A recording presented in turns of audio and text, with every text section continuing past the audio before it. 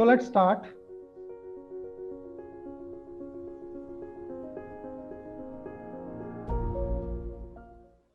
So the greatest invention of mankind, this is one of my favorite question. So when I ask greatest invention of mankind, everybody says wheel.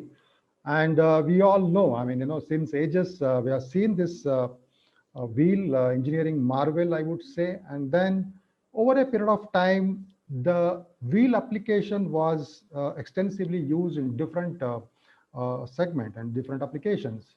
And if you look at that, a potter's wheel, it also rotates, it also functions, and it produces earthen pot. And I would say that uh, when the potter wheel was invented, and that was the beginning of mass scale, mass production of a product. Maybe it's a earthen pot, but that was how uh, the mass production of a product started. So it also requires a bearing at the bottom. Just imagine, more than 5,000 years before, when they started earthen pot making, wheel, they also must have used some kind of a bearing.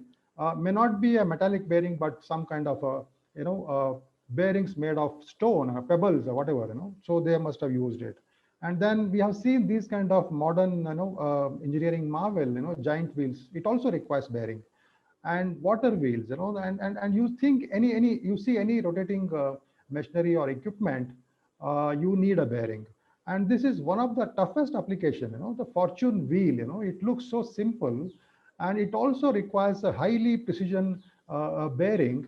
The biggest challenge, application challenge in a fortune wheel is, when it starts spinning, the players, they cannot anticipate when it will stop, right? I mean, it has to spin continuously without any, friction. So that is how, it is built, and that is what, I was fascinated with these different applications, different bearings. Everything, every equipment uses bearing, but different types and different, category of bearings.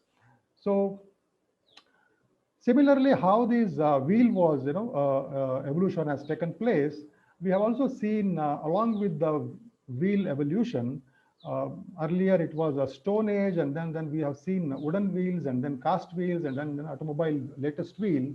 But one thing, one common component, which is very responsible to move from here to here, is I believe, it's a bearing, right? You agree with that, right? I mean, without the invention of bearing, I don't think, we would have made such a big progress in, the wheels or whatever engineering progress we have achieved in today's world.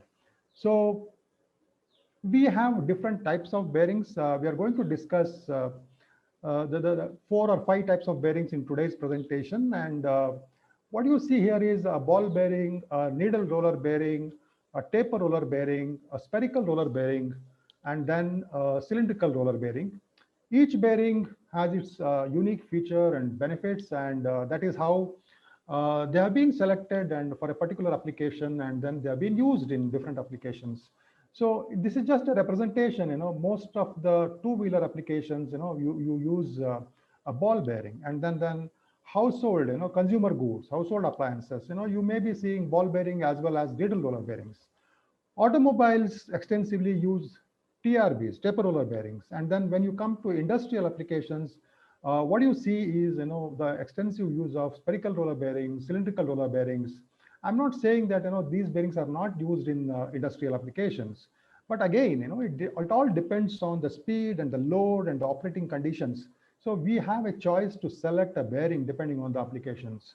So it's very, very important, whether you are a designer, whether you are a maintenance engineer, whether you are a manufacturing engineer, or whether you are a reliability engineer, whatever your area of work, it's of utmost importance to know about bearings and how to use them in the respective applications. So what is the friction? Now come to some basics. We'll try to understand the basics, just to understand, refresh our, learnings during our college days, whatever you have studied.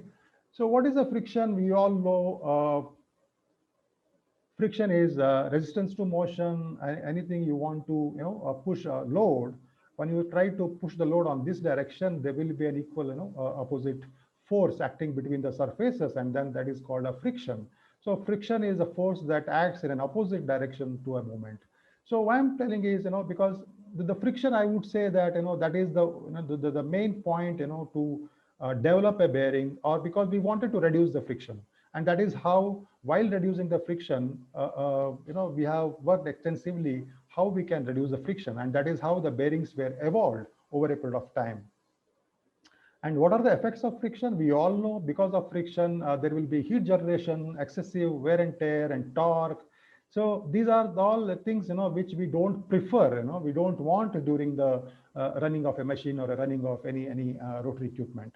So if there is a friction, definitely you will end up with heat generation, torque, and then wear and tear. So we need to reduce the friction, and that is how we are working on bearings to further reduce the friction. So the name anti-friction bearing doesn't mean that there is no friction. So there will be some kind of a friction in the bearing, and there is a continuous effort and to reduce further these frictions between inner ring to outer ring, rolling element, and then there is whatever the metal to metal contact friction is there.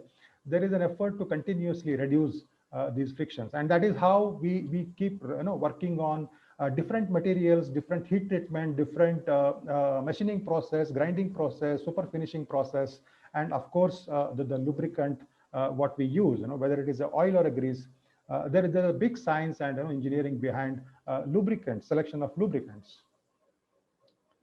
So when it comes to bearing, what are the two types of frictions what we refer? Let's understand that.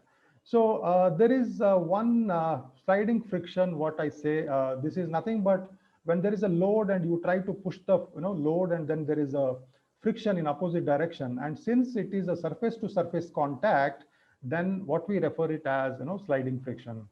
Now coming to the bearing, the rolling bearing, whether it is a ball bearing or a roller bearing. What is a bearing? So a bearing is in a simple definition, it's a rotating component. Most of the applications bearing rotates. That means either the inner ring rotates or the outer ring rotates. Whatever RPM, it depends on the applications, but it rotates. Sometimes it can be 10,000 RPM or 50,000 RPM or even more than a lakh RPM. And sometimes even just 1 or 2 RPM, the bearings which can rotate. So a bearing is a rotating component, of course, which reduces friction. It has to reduce friction. That is why we use bearing, and supports load, and that is the main function of supporting load. Whatever load coming on to the bearing, it will support. So remember, bearing is used to reduce friction as well as support load. Now, when I said plain or a bush bearing, and that is how what you see here is a bush bearing. You have an outer ring and you have an inner ring, no rolling element. So this is a surface to surface contact. There is a sliding friction, and that is why we know that even though it's a sliding friction and no rolling elements, definitely the friction will be slightly higher. And these bearings, bush bearings or plain bearings, are used in low RPM applications, but definitely yes, and it can carry more load because it has got a surface to surface contact, slightly better load carrying capacity as compared to rolling bearings.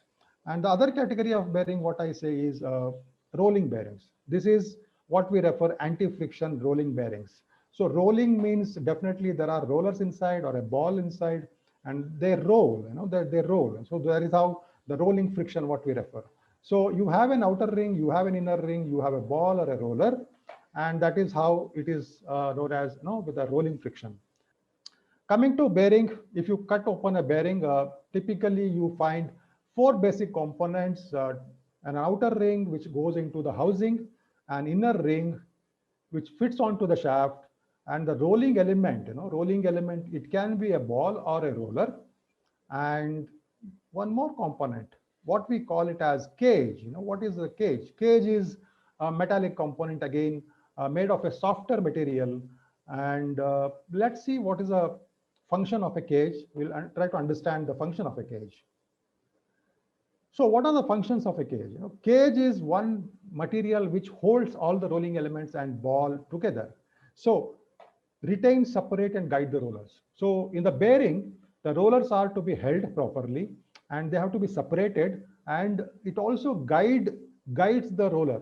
That means, when the bearing is rotating, the cage guides them to roll properly, rotate properly inside the bearing. So that is one of the function of a cage.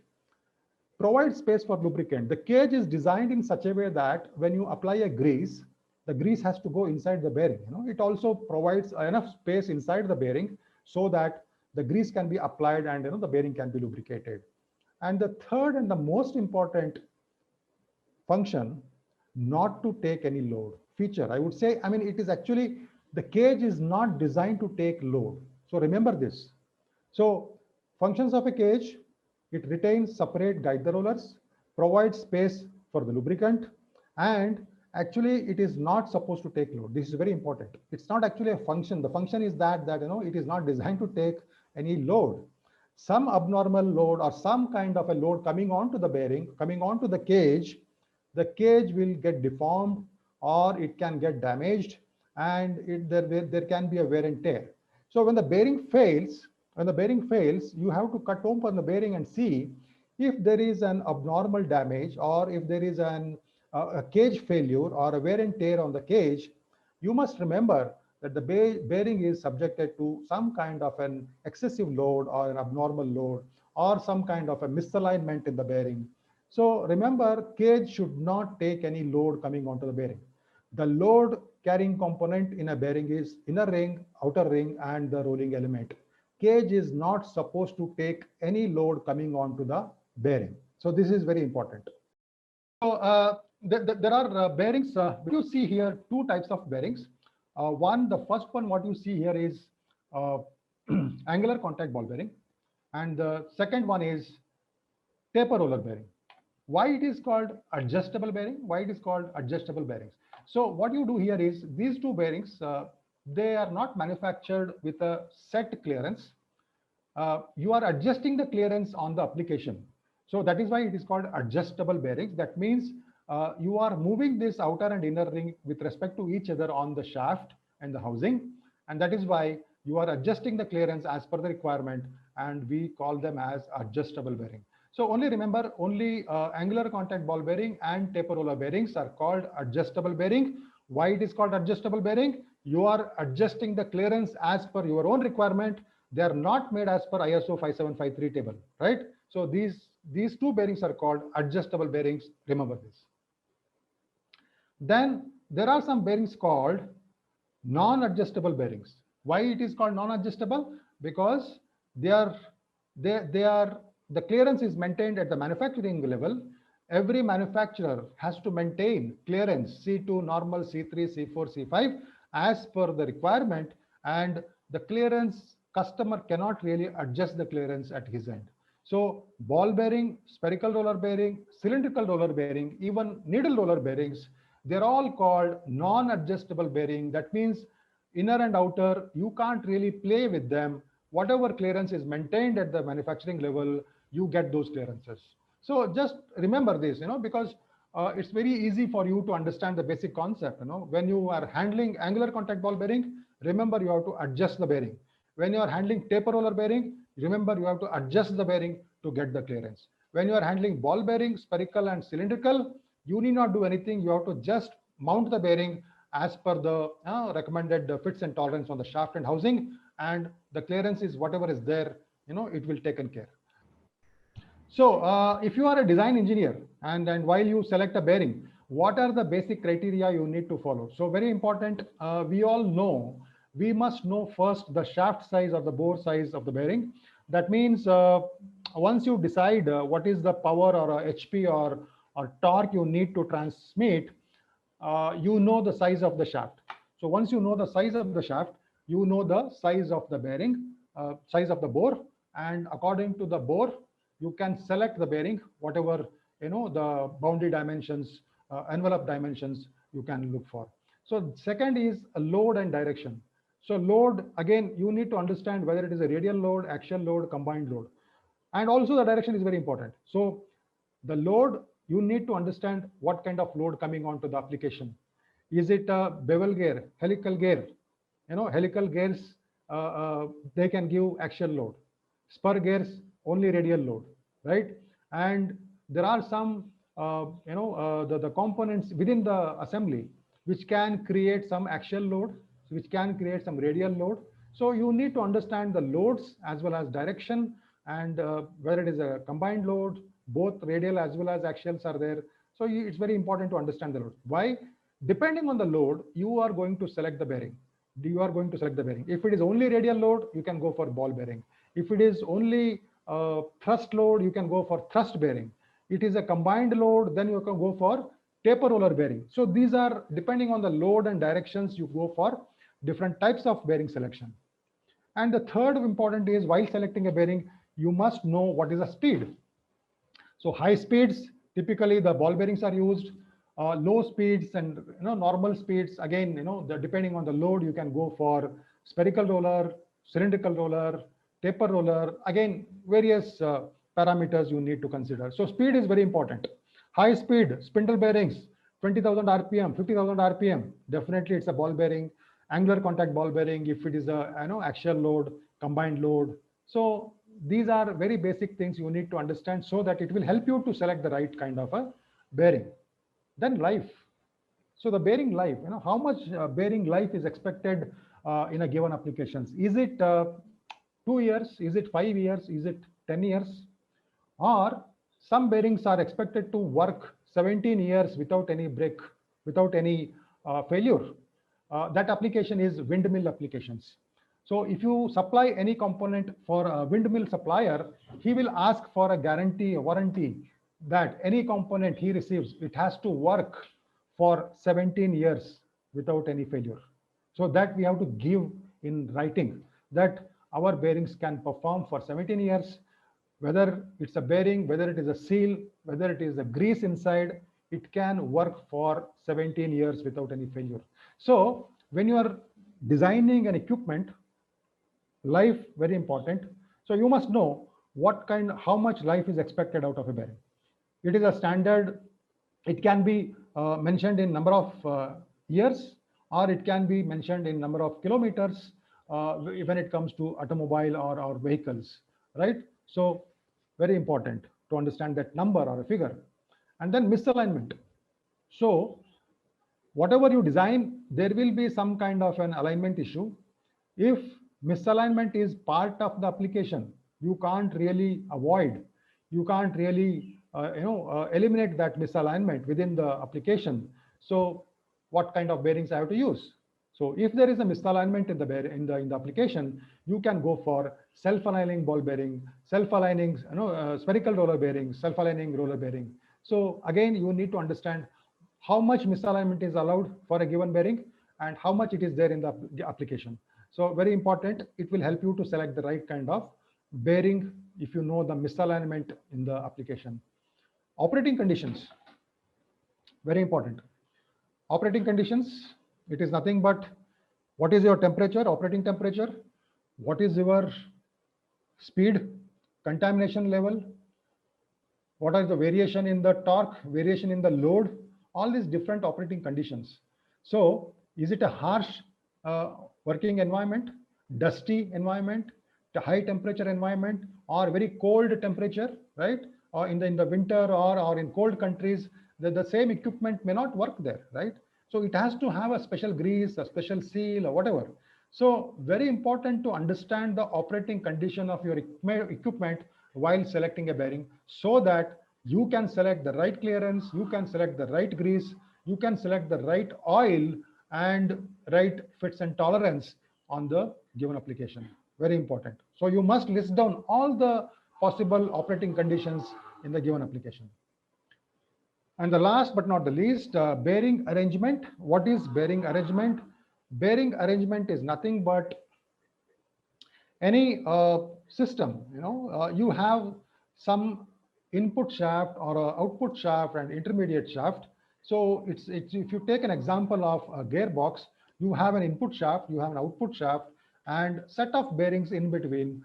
So these bearings and shafts are laid out in such a way that input shaft bearings, output shaft bearings, there is a lot of different loadings taking place. So you need to decide whether this particular bearing is a locating bearing or non-locating bearing. So again, this is one more very important concept I'll try to cover in the next presentation. But bearing arrangement is nothing but how many different types of bearings are used, where all it is used, and what kind of fits and tolerance I have to provide on the shaft and housing. Very important for a design engineer, because while selecting a fits and tolerance, he should know whether it is an input shaft bearing or whether it is an output shaft bearing. What are the fits and tolerance? What are the operating temperature? How the material affects on the fit level? All these things very important. So while selecting the bearing arrangement, and that is how it becomes extremely important to know the bearing arrangement concept. You have a deep groove in the inner and outer ring. That is why it is called deep groove ball bearing. But normally, whatever you say, ball bearing for the general applications, we refer ball bearing, but it is actually the actual name is DGBB. That is nothing but deep groove ball bearing. Second one is very important. Most of the industries, machine tool industries and pump industries, you have this ACBB, angular contact ball bearing. One more important ball bearing is SABB, ball bearing. The track profile, you see the profile and it can accommodate the alignment, misalignment. That is why it is called self-aligning ball bearing. Extensively used in, textile industry, agricultural industry, machineries, and wherever there is a misalignment problem, you find these bearings. And one more important bearing is 4-point contact bearing. Not widely used, but this bearing can take axial load in both directions. It will not take radial load. This ball bearing will take axial load in both directions. That is why it is called 4-point contact bearing, which can take axial load in both directions. Some special applications we use this 4-point contact bearing. Now we'll try to understand the basic structure of a bearing inside. If you see this ball bearing, DGBB ball bearing, I say it is a radial bearing. When I apply load, radial load, the contact with the contact angle is almost zero, right? With the radial reference plane, the load is making a 0-degree angle. That is why it is called pure radial bearing. So when there is a contact at an angle, contact means the contact between the ball and the outer ring, ball and the inner ring. So this one is a contact point, this one is a contact point. So the contact angle is almost zero, right, with the radial reference. When it is angular contact ball bearing, the contact is at an angle. So this is the angle, right? So this angle, as a standard bearing, it is 45-degree, but in many special bearings, we find bearings with 15-degree angle, 20-degree angle, 25-degree. So all these machine tool bearings, they are all angular contact ball bearings. Sometimes with a different angles, you have a different advantages. So let us see. So angular contact ball bearing, it can take radial load as well as axial load. That is why it is called angular contact, and it is also comes under axial bearing or a thrust bearing. And when the angle is almost 90-degree, when the angle is almost 90-degree between the reference plane as well as the load, then this is nothing but pure thrust load, thrust bearing. So angular contact bearing, thrust bearing. So radial bearing, axial bearing, and pure thrust bearing. If the shaft has to rotate, then it cannot rotate on this, or it cannot move axially, upward, and as well as lateral. So these motions has to be constrained and allow only the shaft to rotate. So the bearing's basic responsibility is to permit constrained relative motion between the two components. That means the shaft is rotate only on its own axis, not on any other planes. This is also 1 degree of freedom. This is also 1 degree of freedom. This is also 1 degree of freedom. At the same time, linear motions, it can move left and right, up and down, and front and back. So all this 5 out of 6 motions need to be constrained only by the bearings. Otherwise, your shaft will be free to move or free to rotate in any. It is not the practice. It is not the feasibility or practical. So it has to constrain the motion. Apart from giving a anti-friction effect between the rotating surfaces, but it should constrain the motion of other 5 degrees. Works on the principle of rolling friction. Yesterday we could understand from Hanuman, he says there are 2 different types of friction that encounters when 2 components are relatively moving. One is the surface, one is the rolling. Surface is always, as he says, it's the coefficient of friction is very high. In order to bring at least 1/10 of that, then we bring the rolling friction between the relative components when it is getting rotated. That is a basic and much more, I mean, in a larger way, that is a benefit what we are getting from anti-friction bearings. There are components, rolling elements that are on the bearing. One is balls, second one rollers, and third one is tapered rollers and spherical rollers. In ball, we have the spherical ball, whether it is an deep groove ball bearing or double row ball bearing or angular contact ball bearing, the nature of the rolling element is spherical. When it comes to the roller, we have a cylindrical roller, we have a tapered roller, and we have spherical rollers. Spherical rollers. So these are the the rolling elements which plays an important role within the bearing itself. Applications of bearings, as I said, bearings can be used in automotive products or industrial products where rotating elements are involved, then machine tool products, aerospace products, die and mold products, injection molding and die casting machines, motors and generators, process industrial machines, textile machineries, mining equipment machineries, earth moving equipment, agriculture. I can make a big list. Every product will have the bearing. Wherever the machine, after all, if any product is called as a machine, that means it has a rotary motions, it has linear motions. So wherever the rotary motions are involved, the bearings are very essential. My discussion will go with only related to machine tool products. I would take a couple of the units of different types of machines. I would show some of the classic examples, and also I would bring some of the design considerations and importance. Bearings got an important role to play in every machine. And every machine may not go with the same type of bearings or same accuracy of machines. It's our judicial call to take what bearing is suitable to meet the design objective or a machine objective of the particular product. So when it comes to the characteristic of any machine tool, whenever you want to buy a machine tool, then what do you look at as a customer from me? Predominantly look at, before these 5 parameters, what type of machine, what is the size of the machine. Then when it comes to the what accuracy of the machine, or how much the machine is precise. So that's one part. The second part, always we look at rigidity. Now, most of the people would say that, of course, accuracy and precision, bearing is playing a big role, and bearing is more important here, apart from other aspects. But when it comes to the rigidity, again, I emphasize here that rigidity is also mainly depends on the bearing, what size, what type that we have selected. So accuracy and precision rigidity is coming also from bearings. Productivity, reliability. Of course, productivity, when it comes, the machine is higher in speed, then bearings need to support. Reliability, there is no the downtime or no maintenance. Again, the type of bearing, because bearing is also an element. If bearing fails, then no productivity, no reliability. Correct. So to what extent we need, so that means bearings are also playing an important role in these areas. Followed by no downtime. That's good. We appreciate if machine has no or a 0 downtime or a minimum downtime. So these 5 parameters or a characteristics what I have listed here, at larger or a big picture, the bearings plays an important role. Very, very high responsibility bearing has. Safety, flexibility, ease of use, and low cost, that we look at little later. Low cost is also a matter.